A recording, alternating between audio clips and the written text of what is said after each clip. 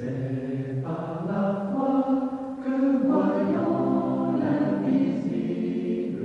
Bonjour chers amis et bienvenue à la communauté d'études quotidiennes de la Bible. Ils se sont levés à l'appel du Seigneur. C'est toujours un plaisir d'être avec vous pour vous partager la lecture de la méditation quotidienne pour adultes tirée du livre Dieu est ainsi, portrait de la grâce et de l'amour divin, écrit par Roberto Herrera.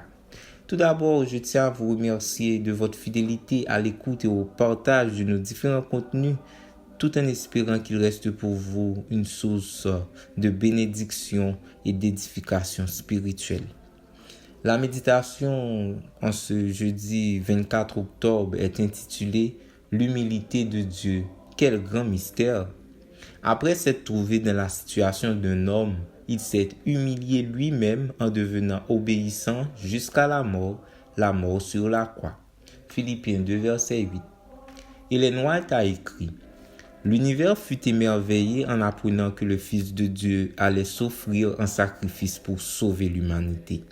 Celui qu'on avait vu passer à travers l'immensité de la création, d'une étoile et d'un monde à l'autre, surveillant tout et assurant le bien-être de chacun, avait consenti à quitter sa gloire pour s'incarner dans la nature humaine. Ce projet était un mystère que les innocents habitants des autres mondes voulaient percer. Citation d'Ellen G. White, Patriarche et prophète d'Oral Floride édition Yadpa, 2020, chapitre 4, page 49. Vous émerveillez-vous devant ce grand mystère de l'humilité de Dieu? Pouvons-nous vraiment comprendre ce qu'impliquait pour lui s'humilier comme il l'a fait?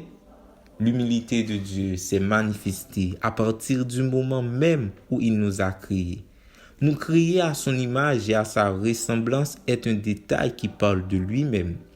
L'Éternel a été disposé à partager avec nous quelque chose qu'il n'a donné à aucun autre être créé.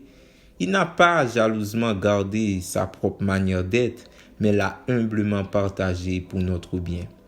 Après la création, il a de nouveau été capable de s'humilier lui-même pour concevoir un plan de salut qui a impliqué de se faire créature, alors que l'espèce humaine était affaiblie par 4000 ans de péché.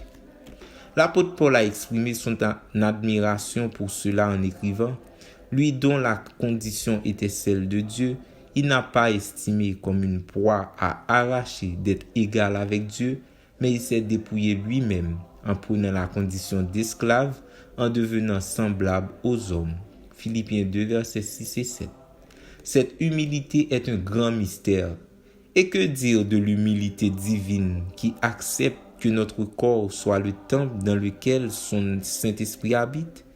Voir 1 Corinthiens 6, verset 19. Il y a réellement de quoi s'émerveiller.